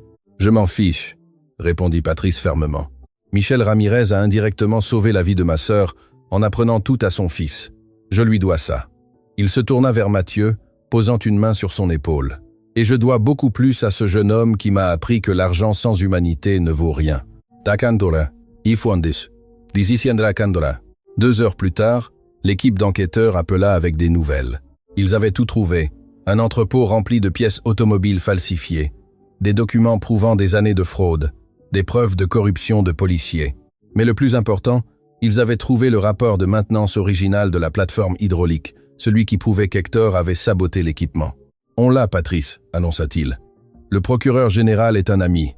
Avec ces preuves, Hector Fuentes ira en prison pour homicide. Mathieu aurait dû ressentir de la satisfaction, de la victoire, de la justice. Mais il ne ressentait qu'un vide. Attraper le meurtrier de son père ne le ramènerait pas. Cela ne comblerait pas le vide qu'il avait laissé dans leur vie. Matteo. Valentina s'approcha avec inquiétude. Ça va? Je ne sais pas, répondit-il honnêtement. Pendant 3 mois, j'ai cru que papa est mort d'un accident. Maintenant, je sais que quelqu'un l'a tué. Je ne sais pas comment me sentir. Nawezingsi, masalam. Ressens ce que tu as besoin de ressentir, dit Patrice. Et il y avait une compréhension dans sa voix qui n'existait pas quelques semaines auparavant. La colère est valide, la douleur est valide, tout ce que tu ressens est valide. Ce soir-là, la police arrêta Hector Fuentes dans son atelier. Les caméras de télévision étaient là, capturant le moment où un homme qui se croyait intouchable était menotté et emmené en prison. Le jeune mécanicien qui était en danger était en sécurité grâce à la sécurité que Patrice avait engagée. Mathieu regardait les nouvelles à la télévision de l'atelier, incapable de détourner le regard. Là se trouvait l'homme qui avait tué son père, traîné vers une voiture de police tout en criant qu'il était innocent. « Menteur !» murmura Mathieu avec venin. « Lâche, menteur !»« Mariklandraza, Mariklandraza, Markil !» Guadeloupe arriva à l'atelier peu après, ayant entendu les nouvelles, elle courut vers Mathieu et le serra dans ses bras avec une force qui ne semblait pas possible pour son corps faible. « Mon enfant, je suis là, mon pauvre enfant. Maintenant, nous connaissons la vérité. Maman, papa a été assassiné. » Mathieu s'effondra complètement dans les bras de sa mère. Il a été tué parce qu'il voulait faire ce qui était juste. C'est pour ça qu'il était un héros. Guadeloupe murmura, caressant les cheveux de son fils. Pas parce qu'il était le meilleur mécanicien, parce qu'il était le meilleur homme. Patrice observait la scène à distance, Valentina à ses côtés. « Je ne me pardonnerai jamais la façon dont j'ai traité ce gamin, dit-il à voix basse. Le fils d'un héros et je l'ai piétiné comme s'il était rien. Mais tu as changé, répondit Valentina. Et cela compte, cela compte. Son père est mort. Rien de ce que je ferai ne pourra changer cela. Tu ne peux pas lui rendre son père, dit Valentina avec douceur. Mais tu peux t'assurer que l'héritage de Michel Ramirez continue à travers Mathieu. Cette nuit-là, après que Guadeloupe ait ramené Mathieu à la maison, Patrice resta seul dans son bureau. Sur son bureau se trouvait le dossier complet de l'enquête sur Michel Ramirez. Pas seulement les documents de l'assassinat, mais toute son histoire professionnelle. Michel avait révolutionné des techniques de diagnostic qui s'enseignaient maintenant dans les écoles. Il avait formé des dizaines de mécaniciens qui travaillaient maintenant dans les meilleures entreprises. Il avait résolu des problèmes que personne d'autre ne pouvait résoudre, et il avait tout fait avec humilité, sans chercher la gloire ou la reconnaissance. « Il est tout ce que je ne suis pas », murmura Patrice pour lui-même, « ou ce que je n'étais pas ». Il prit alors une décision, une qui allait changer non seulement sa vie, mais celle de beaucoup d'autres. Le lendemain matin, Patrice convoqua une réunion urgente avec Mathieu et Guadalupe. Quand ils arrivèrent, ils trouvèrent le bureau rempli d'avocats, de comptables et d'exécutifs de l'entreprise. « Que se passe-t-il » demanda Mathieu, confus. « Asseyez-vous, s'il vous plaît. » Patrice indiqua 2 chaises spécialement préparées. « J'ai quelque chose d'important à annoncer. » Il attendit que tout le monde soit silencieux avant de parler. « Pendant des semaines, j'ai réfléchi à l'héritage, à ce que nous laissons dans ce monde quand nous partons. Hector Fuentes laissera un héritage de mensonges et de mort. Michel Ramirez a laissé un héritage d'excellence et de bonté. » Il se tourna directement vers Mathieu. « Je veux créer quelque chose qui honore ton père. Quelque chose qui assurera que son nom ne soit jamais oublié. Envisa? No. Enbasa? Every way. » Patrice appuya sur un bouton et une présentation apparut sur le grand écran. C'était le design d'une école technique moderne et magnifique. « L'Institut technique Michel Ramirez », annonça-t-il. « Une école gratuite où les jeunes issus de milieux défavorisés pourront apprendre la mécanique automobile, l'ingénierie et les métiers techniques. Les meilleurs professeurs, le meilleur équipement, des bourses complètes incluant livres, uniformes et soutien alimentaire. » Mathieu n'en croyait pas ses yeux. Guadalupe pleurait ouvertement. « L'école ouvrira l'année prochaine, » continua Patrice. « Capacité pour 200 étudiants par cycle. Et toi, Mathieu, tu feras partie du conseil d'administration avec ta mère. »« Pourquoi faites-vous cela ?» demanda Mathieu d'une voix tremblante. « Pourquoi ton père m'a-t-il sauvé sans le savoir ?» répondit Patrice. « Il m'a sauvé en élevant un fils qui m'a appris ce qui compte vraiment dans la vie, et parce que le monde a besoin de plus de gens comme Michel Ramirez, pas plus de gens comme moi. » Il s'approcha de Mathieu et pour la première fois, le serra sincèrement dans ses bras. « Pardonne-moi pour la façon dont je t'ai traité. Pardonne-moi pour ne pas avoir reconnu la grandeur quand je l'avais devant moi. »« Je vous pardonne, » dit Mathieu en pleurant dans l'étreinte. « Mon père aurait voulu que je vous pardonne. » La nouvelle de l'Institut technique Michel Ramirez se répandit comme un feu. Des dizaines d'entreprises offrirent des dons. Des mécaniciens qui avaient été formés par Michel offrirent d'enseigner gratuitement. La communauté entière s'unit pour honorer un homme qui avait tout donné sans rien demander en retour. Mais pour Mathieu, le plus important n'était pas l'école ni la reconnaissance.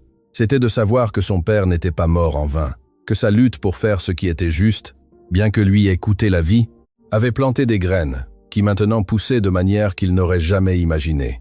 Cette nuit-là, Mathieu resta dans l'atelier après que tout le monde soit parti. Il tenait la photo de lui et de son père, la regardant sous la faible lumière de la lampe de travail. « Papa, » murmura-t-il, « ils ont attrapé l'homme qui t'a tué, et ton nom vivra pour toujours. Des centaines de jeunes apprendront ce que tu m'as enseigné. Ils perpétueront ton héritage. » Le vent souffla par la fenêtre ouverte, faisant bouger doucement la photo. Et à ce moment-là, Mathieu ressentit quelque chose qu'il n'avait pas ressenti depuis la mort de son père. La paix. La justice avait été rendue, l'héritage était assuré.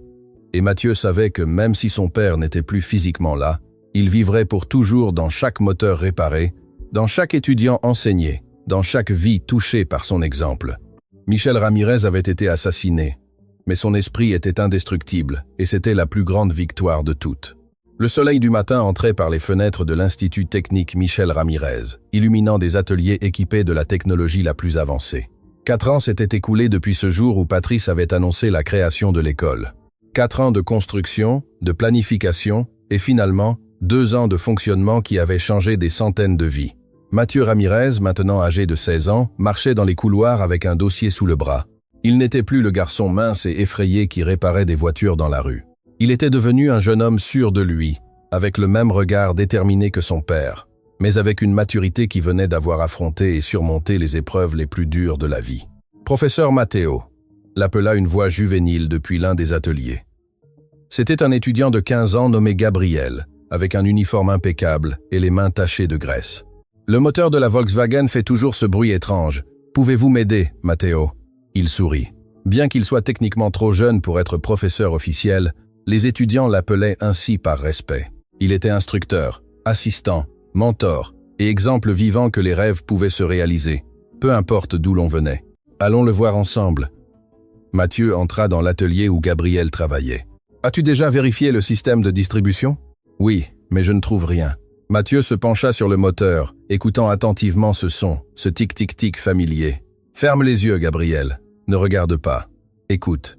L'étudiant obéit, et après 1 minute, ses yeux s'ouvrirent avec surprise. C'est le tendeur, Le même problème que vous nous avez enseigné la semaine dernière. Exact. Maintenant, tu sais quoi faire. Pendant que Gabriel travaillait avec une confiance renouvelée, Mathieu observait avec fierté. C'était l'héritage de son père, non seulement enseigner la mécanique, mais enseigner à penser, à écouter, à comprendre. Mathieu, la voix de Valentina parvint de la porte. Elle était maintenant la directrice administrative de l'Institut, ayant quitté son travail avec Patrice pour se consacrer entièrement à ce projet. Ta mère est dans la salle de réunion. Elle dit que c'est important. Mathieu trouva Guadalupe assise à côté de Patrice, tous deux examinant des documents avec des expressions sérieuses mais satisfaites. Sa mère avait l'air complètement différente de cette femme faible d'il y a des années. Le traitement avait miraculeusement fonctionné. Bien qu'elle ait encore besoin de médicaments, le tremblement avait presque complètement disparu et elle avait retrouvé des couleurs sur son visage. « Mon enfant !» Guadalupe sourit en le voyant entrer. « Nous avons une nouvelle importante. » Patrice désigna les documents. « Le gouvernement vient d'approuver notre demande. L'Institut Michel Ramirez sera officiellement reconnu comme établissement d'enseignement supérieur. Les étudiants recevront des diplômes techniques valides au niveau national. Cela signifie... » Mathieu n'en croyait pas ses oreilles. « Cela signifie que les jeunes qui sortiront d'ici auront les mêmes opportunités que n'importe quel étudiant d'université privée, » expliqua Guadalupe avec des larmes de joie. « Ton père serait tellement fier. Il y a autre chose, » ajouta Patrice en lui poussant un autre document. 5 entreprises automobiles internationales veulent signer des conventions avec nous. Elles offriront des bourses de spécialisation à l'étranger à nos meilleurs étudiants. Mathieu sentit son cœur lui sauter dans la poitrine. Papa rêvait de quelque chose comme ça. Il disait toujours que le talent mexicain était aussi bon que n'importe lequel. Il avait juste besoin d'opportunités. Et maintenant, il les a. Patrice se leva et marcha vers la fenêtre qui donnait sur la cour principale, où des dizaines d'étudiants travaillaient sur différents véhicules. Sais-tu combien de jeunes sont passés par ces portes en 2 ans? If the last the board, it's no if the dolt. 183, répondit Mathieu sans hésiter. Il connaissait chaque nom, chaque histoire. 183 vies changées. Patrice se retourna avec une expression que Mathieu avait appris à reconnaître comme une émotion sincère. Des familles sorties de la pauvreté, des rêves réalisés. Tout cela parce qu'un garçon de 12 ans m'a appris que la vraie richesse n'est pas dans ce que l'on a, mais dans ce que l'on donne. À ce moment-là, Ramon Bustos entra, qui travaillait maintenant comme coordinateur de sécurité de l'Institut. Après avoir témoigné contre Héctor Fuentes, il avait consacré sa vie à protéger les étudiants et à s'assurer qu'ils ne rencontreraient jamais les dangers qu'ils n'avaient pas pu prévenir pour Michel. « Excusez l'interruption », dit-il avec un sourire. « Mais il y a quelqu'un à la réception qui veut voir Matteo. Il dit que c'est urgent. » Mathieu descendit à la réception et trouva un jeune homme d'environ 20 ans, bien habillé, avec un porte-document professionnel. Il lui semblait vaguement familier. « Matteo Ramirez ?» demanda le jeune homme d'une voix émue. « Je ne sais pas si tu te souviens. Je suis David Torse. » Mathieu le regarda plus attentivement et le reconnut. « David, le mécanicien qui était en danger à l'atelier d'Hector. Moi-même. » David tendit la main avec gratitude. « Tu m'as sauvé la vie. Bon, ton patron Patrice a envoyé la sécurité, mais c'était grâce à toi. Ideas upside. Ideas upside. Ideas upside. Qu'est-ce que tu fais ici? Je viens te remercier personnellement. » David ouvrit son porte-documents et en sortit des documents. Après l'arrestation d'Hector, j'ai étudié l'ingénierie mécanique. J'ai obtenu mon diplôme il y a 1 mois avec mention. J'ai trouvé du travail dans une entreprise allemande, et une partie de mon contrat est que je peux amener un apprenti avec moi en Allemagne. Il lui tendit une enveloppe. Je veux que ce soit toi. En dan, azan de Kunisse, waiting to en. En dan de Kunisse. 6 mois de formation à Stuttgart, à l'usine Mercedes-Benz, tout payé. Mathieu resta sans voix. L'Allemagne. Mercedes-Benz, c'était le rêve de tout mécanicien. David, je ne sais pas quoi dire. Dis oui. David insista. Tu as 16 ans et tu es déjà un meilleur mécanicien que la plupart des professionnels avec 20 ans d'expérience. Imagine ce que tu pourrais apprendre là-bas. Je dois y réfléchir, répondit honnêtement Mathieu. J'ai des responsabilités ici. In dan dorm, even that is fiving, in dan dormant, and why contents of. Les étudiants, ma mère, je comprends, mais pense-y rapidement. Le programme commence dans 2 mois. Cette nuit-là, Mathieu rentra chez lui, le même appartement où il avait vécu toute sa vie, bien qu'il soit maintenant rénové et confortable grâce à son salaire. Guadalupe préparait le dîner quand il entra avec une expression pensive. « Tu as l'air inquiet, mon enfant. Qu'est-ce qui s'est passé ?» Mathieu lui raconta l'offre de David. Guadeloupe écouta en silence, sans l'interrompre, avec cette sagesse maternelle qui savait toujours quand parler et quand simplement être présente. « C'est une opportunité incroyable, dit-elle finalement. Ton père aurait donné n'importe quoi pour une telle opportunité. Mais je ne peux pas te laisser seule, maman. Et les étudiants de l'Institut ont besoin de moi.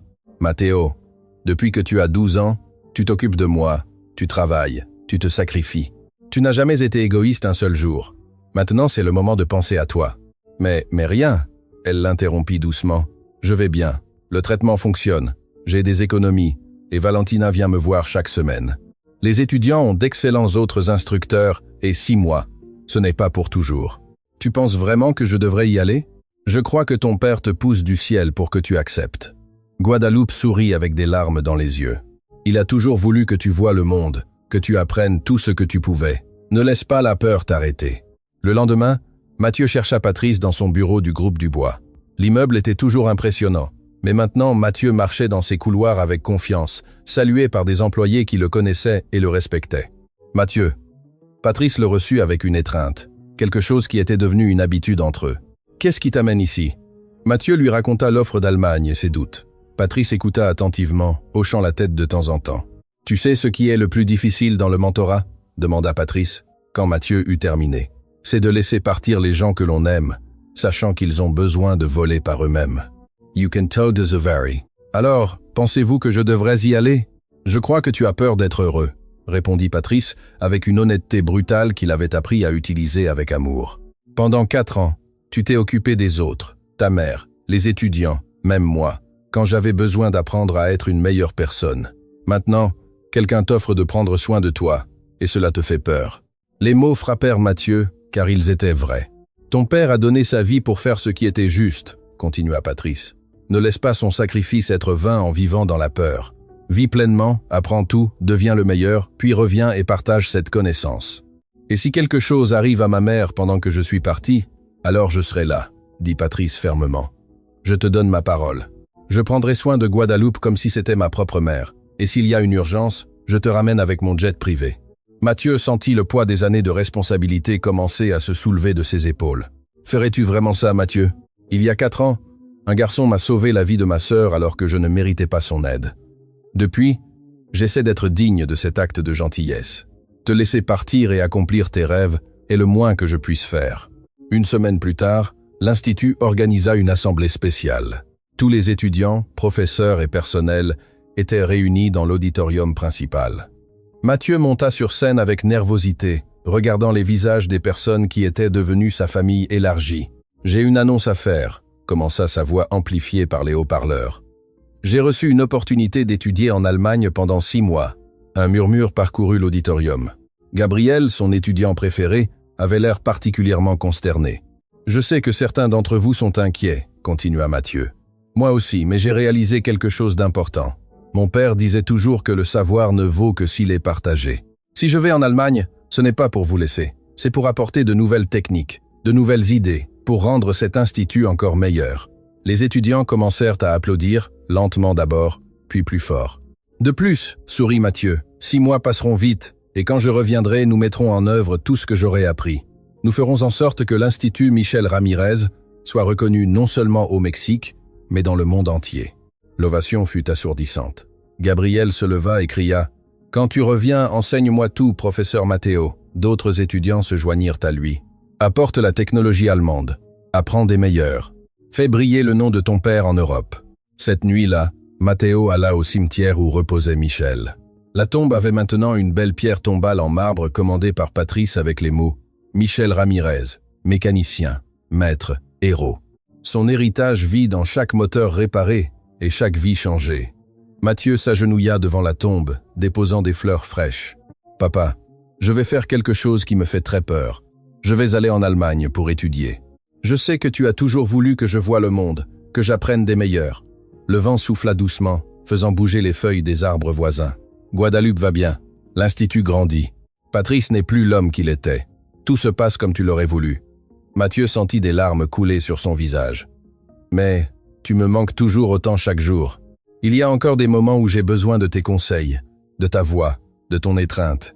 Il sortit la vieille photo d'eux deux qu'il portait toujours dans son portefeuille. Je t'emmène avec moi en Allemagne, papa. dans mon cœur, dans mon travail, dans chaque moteur que je toucherai. Et quand je reviendrai, je continuerai à honorer ton nom. » Il se leva lentement, s'essuyant les larmes. « Merci de m'avoir appris que la vraie valeur d'une personne ne réside pas dans son argent ou sa position, mais dans son cœur et ses mains. Je vais te rendre fier. » Alors qu'il retournait vers la sortie du cimetière, Mathieu ressentit quelque chose qu'il n'avait pas ressenti depuis des années. Une pure émotion pour l'avenir. Pas de peur, pas d'anxiété, juste l'anticipation de nouvelles aventures et de nouveaux apprentissages.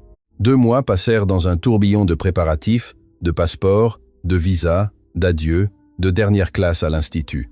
Le jour du départ arriva enfin. À l'aéroport, Guadalupe, Patrice, Valentina, Thomas, Ramon et au moins 30 étudiants de l'Institut se réunirent pour lui dire au revoir. Il y avait des pancartes, des ballons et beaucoup de larmes. « Prends bien soin de toi, mon enfant. » Guadalupe le serra dans ses bras. « Appelle chaque semaine. Mange bien. Et n'oublie pas ta veste quand il fera froid. »« Maman, je vais aller bien. » Mathieu la rassura, bien que ses propres larmes contredisent son ton calme. Patrice s'approcha et lui tendit une enveloppe.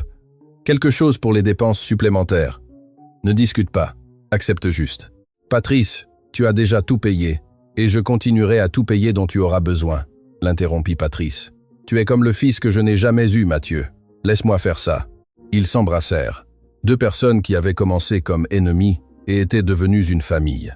Gabriel et les autres étudiants s'approchèrent avec un cadeau emballé. « Ouvre-le dans l'avion, professeur, » dit Gabriel d'une voix brisée par l'émotion. Quand leur vol fut appelé, Mathieu marcha vers la porte d'embarquement, se retournant tous les quelques pas pour saluer. À la porte, il s'arrêta une dernière fois, regardant toutes les personnes qu'il aimait. « 6 mois, cria-t-il. « Je vous vois dans 6 mois. »« Nous t'aimons, Mathieu !» crièrent tous à l'unisson. Dans l'avion, alors qu'il décollait et que Mexico devenait de plus en plus petite en dessous, Mathieu ouvrit le cadeau de ses étudiants. C'était un album photo de l'Institut, avec des messages écrits par chaque étudiant et professeur. « Merci de nous avoir appris que les rêves n'ont pas de limite. Vous nous avez montré que l'humilité et le talent vont de pair. Revenez bientôt, professeur. Vous nous manquerez. » Sur la dernière page, il y avait une photo de la statue de Michel que Patrice avait commandée, installée à l'entrée de l'Institut. Et en dessous, dans l'écriture de Guadalupe. « Ton père te regarde depuis les étoiles, fier de l'homme que tu es devenu. Vole haut, mon enfant. Ton héritage ne fait que commencer. » Mathieu ferma l'album et regarda par la fenêtre vers le ciel infini. 6 mois en Allemagne, 6 mois pour grandir, apprendre et devenir la meilleure version de lui-même. Et puis il reviendrait. Il reviendrait pour changer encore plus de vie, pour étendre l'héritage de son père, pour prouver qu'un garçon autrefois humilié dans la rue pouvait conquérir le monde. L'histoire de Mathieu Ramirez était loin d'être terminée. En fait, elle ne faisait que commencer. L'hiver allemand avait été rude, mais Mathieu l'avait survécu et prospéré. Stuttgart devint sa 2e maison pendant ces mois magiques. Dans l'usine Mercedes-Benz, il apprit des techniques de diagnostic informatisé qu'il ne savait même pas exister. Il travailla avec des ingénieurs de 5 pays différents et découvrit que l'héritage de son père le précédait même en Europe. Michel Ramirez était ton père ? Un ingénieur allemand nommé Klaus lui avait demandé lors de sa 2e semaine. J'ai lu son article sur le diagnostic acoustique. Il a révolutionné notre façon d'entraîner les mécaniciens ici en Allemagne. Mathieu ne savait pas que son père avait publié des articles. Il ne savait pas que son influence avait traversé les océans. Chaque jour, il découvrait quelque chose de nouveau sur l'homme qu'il avait élevé, et chaque découverte le remplissait de fierté et de détermination. Mais maintenant, 6 mois plus tard, il était de retour dans l'avion pour le Mexique avec une valise remplie de certificats, de manuels techniques et de cadeaux pour tout le monde. Plus important encore, il revenait avec des idées qui transformeraient l'Institut. Quand l'avion atterrit à Mexico, Mathieu ressentit une émotion qu'il n'avait pas éprouvée en Allemagne, la sensation d'être chez lui. Il sortit du terminal des arrivées et se retrouva face à une scène qu'il n'oublierait jamais. Ce n'était pas 30 personnes cette fois, mais plus de 200 étudiants actuels, diplômés, professeurs, employés du groupe Dubois. Et au centre de tout, Guadalupe tenant une immense pancarte qui disait « Bienvenue à la maison, mon enfant. Matteo, Matteo, Matteo » Ils scandaient tous à l'unisson. Mathieu courut vers sa mère, la serrant si fort qu'il faillit la soulever du sol. « Maman, tu m'as tellement manqué.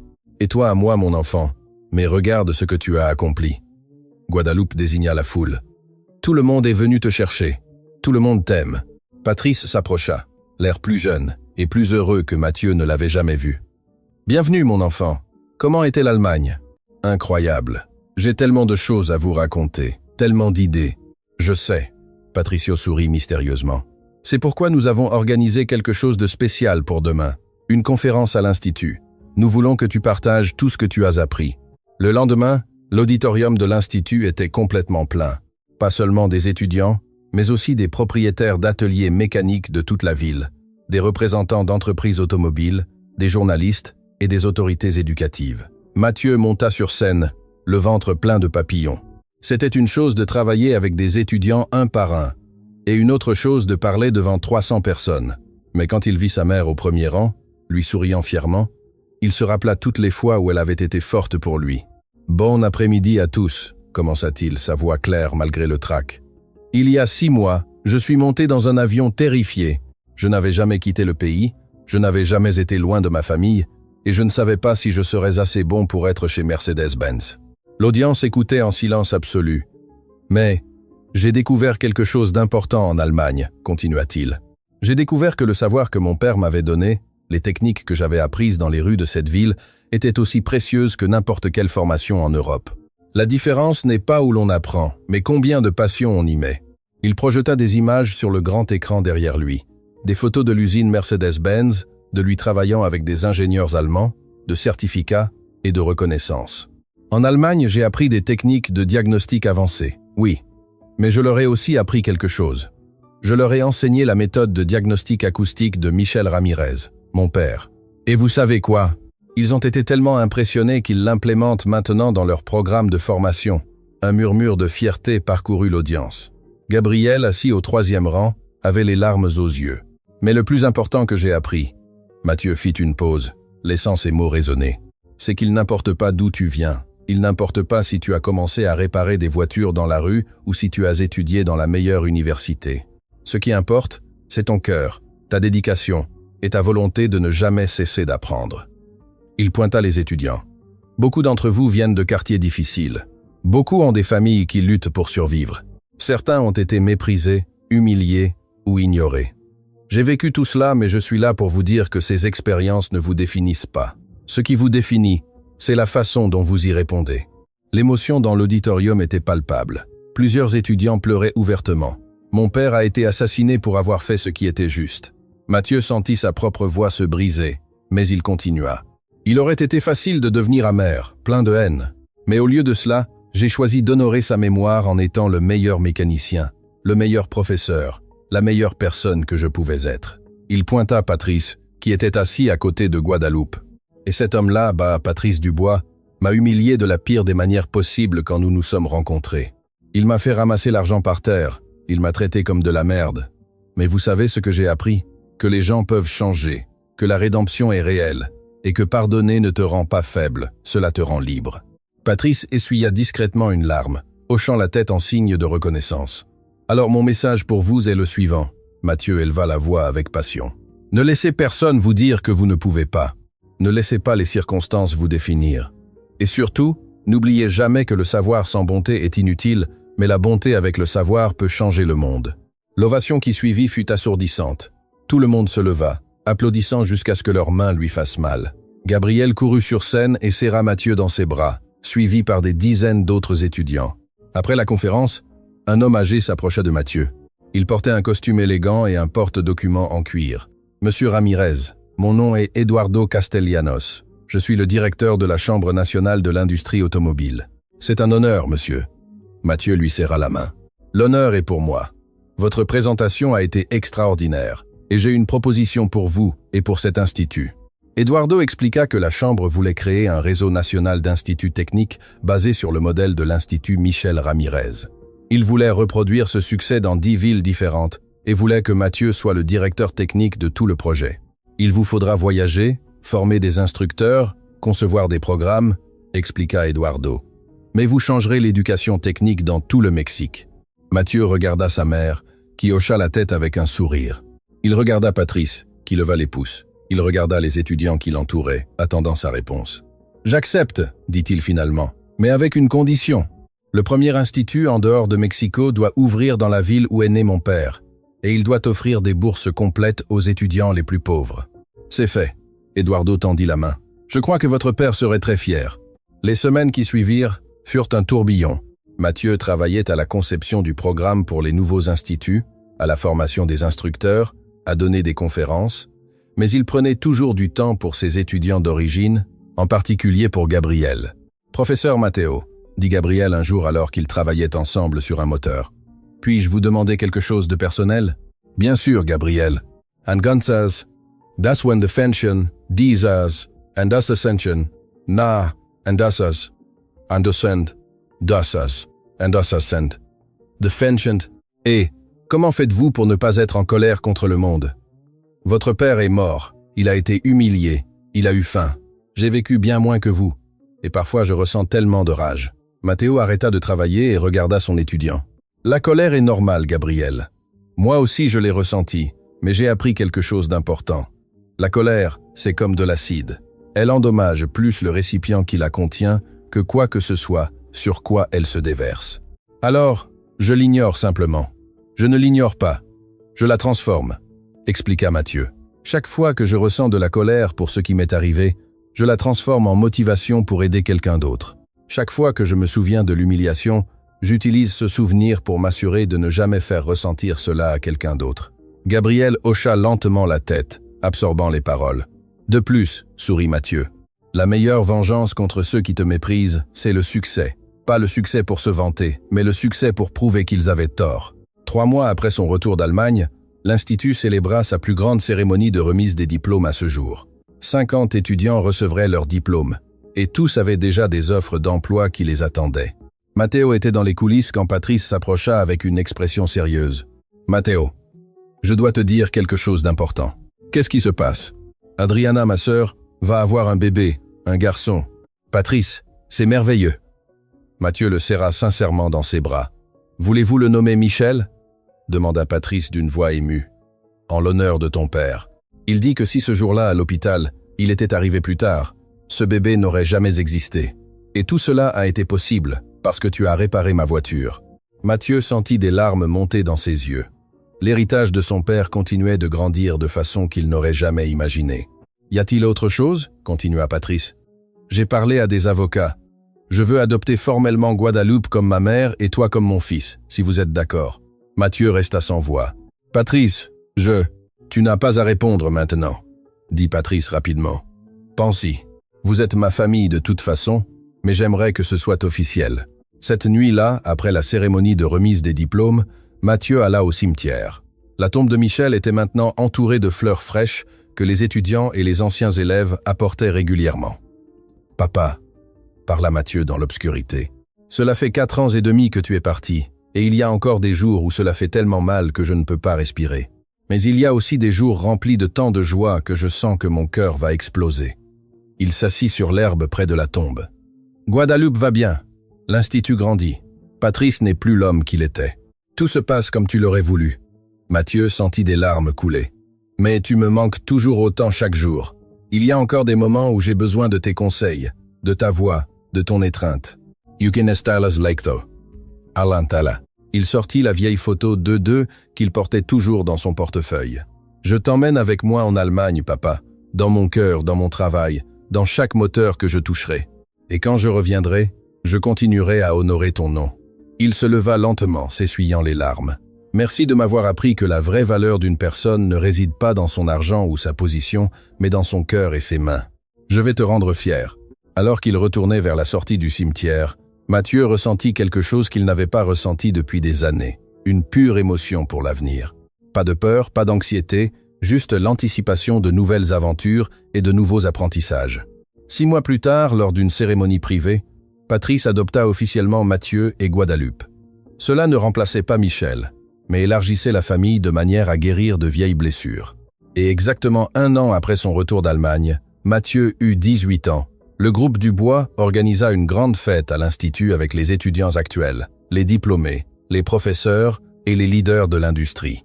Mais le meilleur cadeau arriva de manière inattendue. Eduardo Castellanos monta sur scène avec une annonce. « Mesdames et messieurs, j'ai l'honneur de vous informer que le président du Mexique a signé un décret officiel. À partir d'aujourd'hui, le 15 mars, sera reconnue comme la Journée nationale de l'éducation technique, en l'honneur de Michel Ramirez et de son héritage transformateur. L'ovation fut assourdissante. Guadeloupe pleurait de joie. Patrice serrait Mathieu dans ses bras, plein de fierté paternelle, et quelque part dans le ciel, Michel Ramirez souriait. Mathieu prit le micro, regardant tous les visages qui avaient fait partie de son incroyable voyage. « Il y a 6 ans, cela a commencé, » dit-il. « J'étais un enfant effrayé qui réparait des voitures dans la rue pour acheter des médicaments à ma mère. Un homme riche m'a humilié, m'a fait me sentir invisible, m'a traité comme si je ne valais rien. » Il regarda Patrice. « Cet homme est ici aujourd'hui, et c'est mon père adoptif, mon mentor, et l'un de mes meilleurs amis. » Il se tourna vers toute l'audience. « Si mon histoire vous apprend quelque chose, que ce soit ceci. Ne laissez jamais les circonstances vous définir. Ne laissez jamais la cruauté des autres éteindre votre lumière. Et surtout, ne sous-estimez jamais le pouvoir de la bonté, du pardon et de l'éducation. » Il leva une photo de Michel qu'il portait toujours avec lui. « Mon père biologique m'a donné les outils, mon père adoptif m'a donné la plateforme, mais vous tous, vous m'avez donné le but. » Sa voix s'éleva avec une passion finale. « Alors sortez d'ici et changez le monde, non pas parce que vous êtes les plus riches ou les plus puissants, mais parce que vous êtes les plus déterminés, les plus gentils et les plus résilients. Montrez que les rêves n'ont pas de limite quand le cœur est suffisamment grand. » Les derniers mots résonnèrent dans l'auditorium comme un tonnerre d'espoir. Et pendant que tout le monde applaudissait, Mathieu ferma les yeux et murmura une dernière prière. « Merci, papa, pour tout. Ceci est pour toi. » Car au final, Mathieu Ramirez avait appris la leçon la plus importante de toutes. La vraie richesse ne se mesure pas en argent, mais dans les vies que l'on touche. Le vrai succès n'est pas dans ce que l'on a, mais dans ce que l'on donne. Et le vrai héritage ne se construit pas sur des monuments de pierre, mais dans des cœurs transformés. Un enfant qui avait été autrefois humilié dans la rue avait changé le destin de milliers de personnes, et c'était la plus grande victoire que l'argent puisse jamais acheter.